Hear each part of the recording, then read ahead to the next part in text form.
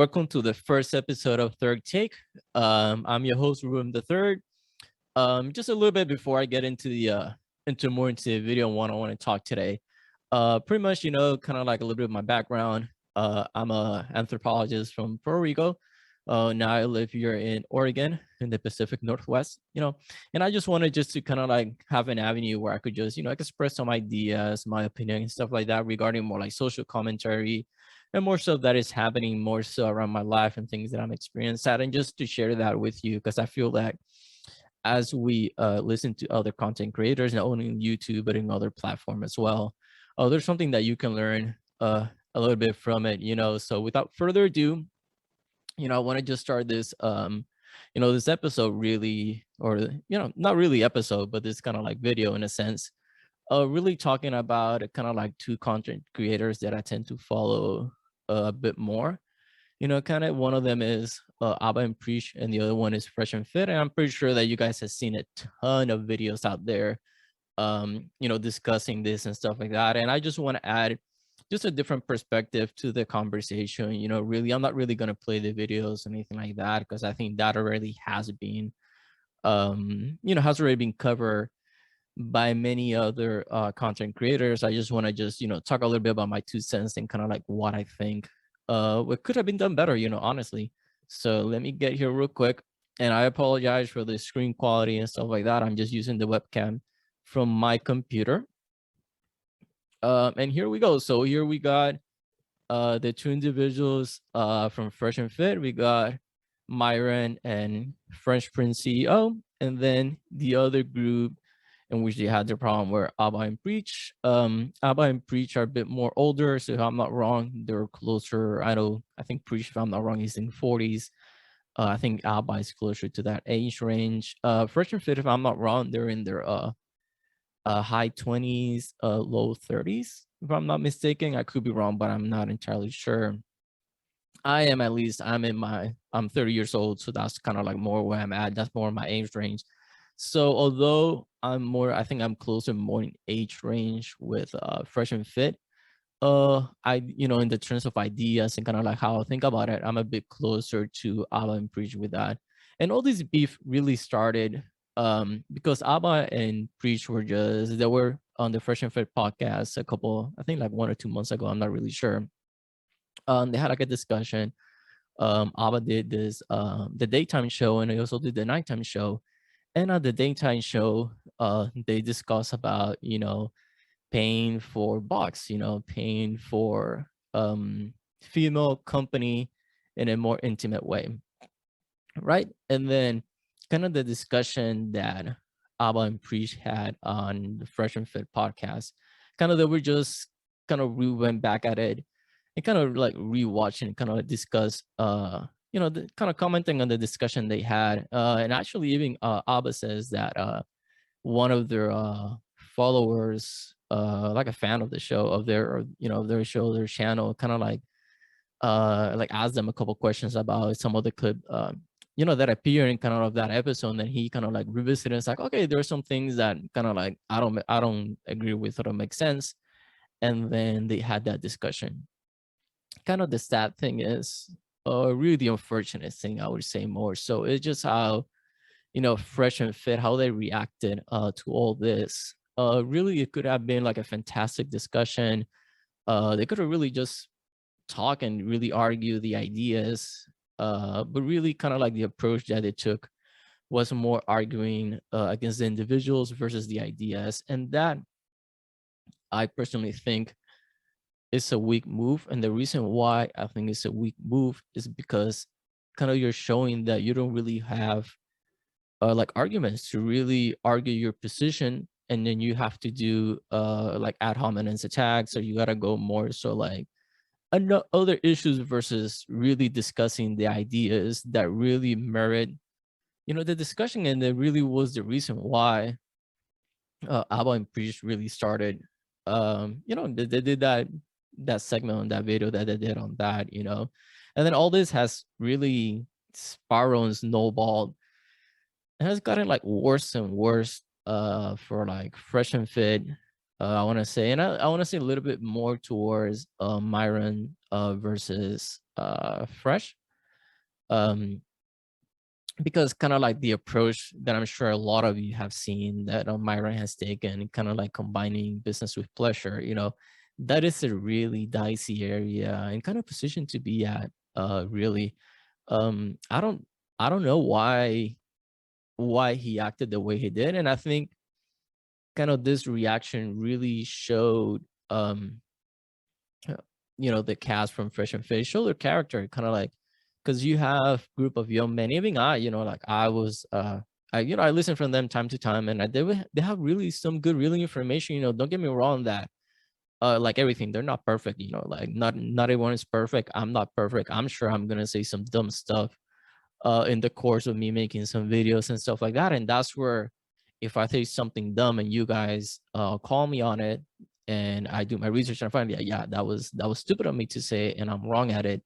It's part of my accountability to be like, hey, I was wrong. What I said was incorrect, and and kind of just admit to my mistakes on that part, and then try not to do, try to be better. Because I think at the end of the day, all we all want to be is to be better. But something that they had in the discussion, the initial discussion in that Alba and Preach and Fresh and Fit had on that initial episode, that kind of like, eventually led to all this other debacle between them.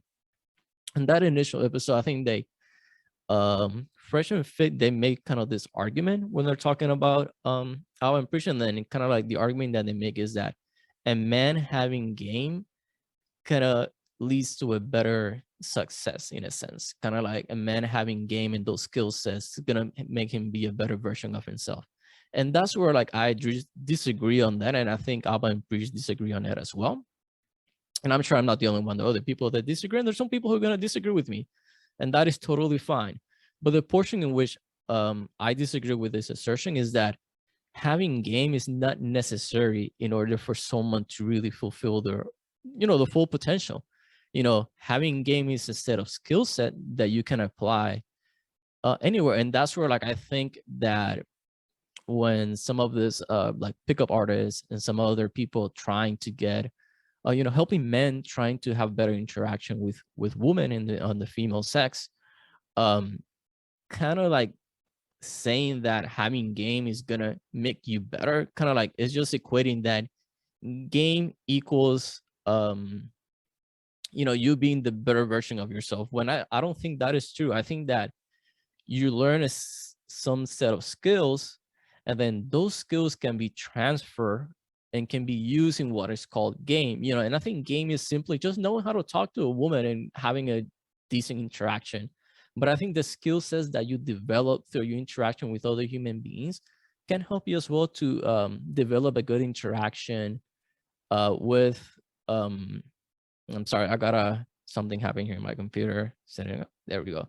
Like I was saying, kind of really having that set of skills that you can transfer to different settings. When I look at when I'm learning something, when I'm like looking at just when I was studying my anthropology, and I was doing my chiropractic school as well, and during my education, I was looking at really, okay, what are skills that I can use that are going to help me, deal with just help me to deal with there's a variety of people, or just a variety of situations as well. For example, me as an anthropologist, I think the skill sets that I learned in anthropology, kind of how to talk to people, how to do interviews, how to really extract information out of someone, really helped me into kind of like guiding, really kind of like using those skill sets when I went into chiropractic school, when I'm talking with patients, and having my initially during school when I was having my lab practicums with the patients and stuff like that. And then eventually as I go through and as I, me as a provider, currently using those skill sets that I developed in anthropology, I really transfer those skill sets into my skill set being as a medical provider, kind of like understanding better social cues, better having understand that cultural difference and understanding of it as well. That depending on the culture that some individuals have is depending on, how they're going to interpret and absorb the information that you're giving them. And I think that it's important that to take this into account as well. And I think that that's where I think sometimes we try to limit kind of what are the skills that we can learn, how they can be applied on different avenues. It's similar to like when we're looking at these old dudes, from like 1700s, 1800s. They did a little bit of everything, kind of they were people who were interested in more aspects of life than just one discipline or one aspect of it. And I think that's sometimes we kind of like compartmentalize too much the like the skills that we learn versus when we need to understand that, hey, we can really mix, and like one skill that I learned can actually apply in different contexts, in different situations. You just gotta modify based on whatever context or situation you find yourself in, right? So really, I think that was kind of like my biggest kind of gripe with it, apart from saying that, apart from like there's benefit from actually legalizing the customer service, in the intimate customer service experience. I think honestly there's just benefit to legalizing it. I think that kind of like some of the points against that Fresh and Fit mentioned, I think that although some of them are valid, I don't think that they have enough weight, and that we're putting too much pressure, too much importance on the journey of someone getting it, versus like some people, they just want to have just the activity and that's it. They just want to pay for it and stuff like that. And some of the things that they were arguing was that if you pay for the experience, then it becomes more of a customer service experience versus like a genuine desire or like a passion for doing it. And I know, and I really love this counterpoint that really Abba really mentioned, like Abba and Preach mentioned too, was that this person can have genuine desire, can have really be exciting, really want to be able to give you the best experience, yet they may not be the best individual to provide that, and then there's nothing, could be like the person just doesn't have the necessary skill set, hasn't practiced enough to really provide you an experience that you're looking for. So equating genuine desire um to quality of experience, again, I think is it's a little bit stupid in my opinion, a little bit ludicrous, because there's no, like, one thing does not necessarily correlate with the other. Could it potentially be true? Yeah, it could potentially could be, but this doesn't necessarily mean that because you're not paying for the service, you're not going to get a better, you're not going to get a bad experience. Another thing too they mentioned was like men potentially, like men could be jaded because they're being paying for for box and paying for the for the intimacy. And to that I say, like, there is a cost regardless of whether are you paying directly or indirectly for it, like time, courtship, all this process in order to, for a man, because in this case we're talking about men, for a man in order to be able to get in bed or have some bedroom fun with a woman, or like someone who's XX of the female sex, that's there's an investment already there. So I think it's just like, if we're thinking about just like as a transaction, what is to say that you're not doing small transactions in order for me as a man, potentially, let's say for example, like I'm courting this girl, and we go on, we go to like 2 to 3 dates and stuff like that. And on the third date, how we do the deed. That was time and money that I spent on those 2 other dates and on that third date before the act happened. For some people, time is money, like, and paying for such services, it limits the hassle, of courtship, of having to go out, not knowing really if this person is worth it or not, even safe, because I think safety is a big issue. And that's where, like, I am more pro legalizing the services, because I think for me, safety, only safety for the person who's providing the service, but safety as well for the person receiving the service, who's the one looking for the services as well. You can have better regulated, better managed, and I think that really helps where when we're having this conversation, I think the societal impact as well is important to have, because this is going to happen regardless of, and this has been happening for years and years and years. So let's make sure that if it's going to happen, then let's protect it. Let's make sure that we have a safe, nice environment, to really be able to protect, everyone from the interactions, because honestly, like, if you, who knows, you may go to a bar somewhere, find someone, and that person may have an STI or an STD. You know, it has happened to me where I had encounters with females that had an STI beforehand, you know. So again, I think that that is a big is important points that to present, that I think Abba and Preach really broken down and really presented like every point. It was really smart. They really presented in a really good, concise way. And they has, I think, in my opinion, they have really good points that they argue and counter to what were Fresh and Fit, you know, to what they presented. However, you know, after Abba and Preach, they had their you know, they had their video and stuff like that. You know, they did their commentary. Fresh and Fit responded, and they took it more, I think their response was more personal and emotional versus the addressing the facts. And I think this is where things went off the rails, you know, kind of like their reaction. Because Fresh and Fit, the guy said, hey, we disagree with kind of the ideas that you say, and this is what we disagree. And they're like literally gone point by point. Hey, like, this is what Alvin Pre said about what we said. This is why we disagree with them. This is what they say. This is what we disagree with them. And it was a perfect idea to really show two things, like how do adults really discuss, kind of have a discussion stuff idea. Because if you're preaching, you know, um, and you know, not really an intentional pun, but if you're preaching that you're the high value man, that you're this individual, you know, really that is has this to offer, then the emotional response that you had really didn't help to cement your case or cement your position of the type of man that you're trying, you know, to sell yourself in social media, like on YouTube, and to other individuals as well. I think that that's really, like, both of them really dropped the ball on that. It was an immature reaction from my end. They really didn't discuss or didn't really attack the issues. They just attacked the individuals.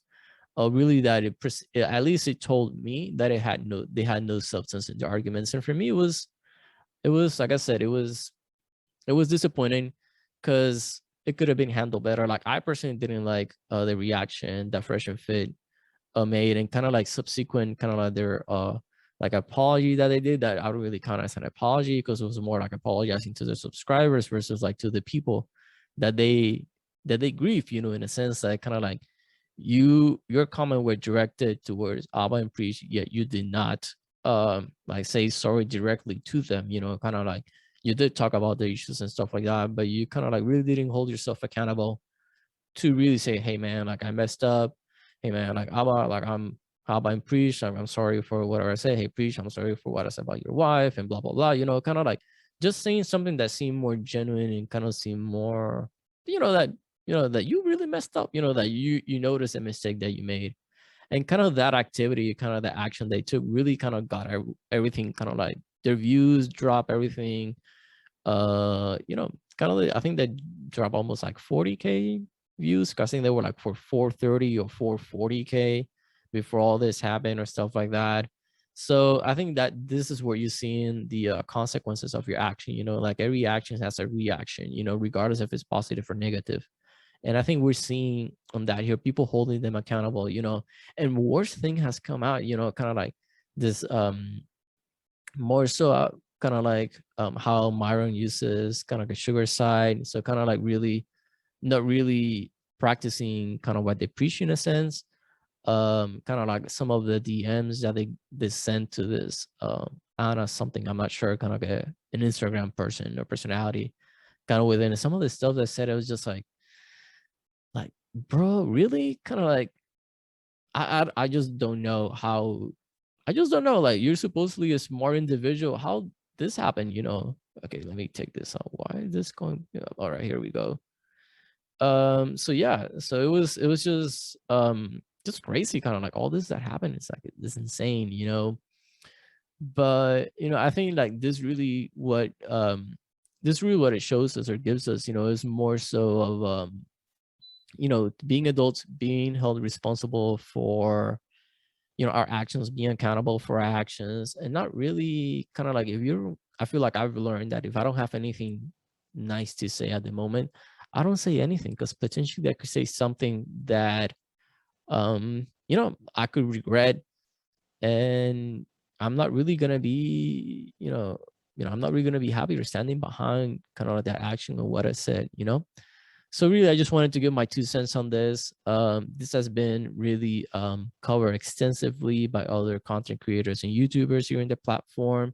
I just wanted to just, just pretty much just say my 2 cents as, someone who kind of just saw them a little bit and then saw this change. And I was like kind of disappointed, in a sense, or not really. Yeah, I would say disappointed because it could have been better, kind of like, because, Fresh and Fit, they do have some stuff with some information which I think is important and that is useful for men to know.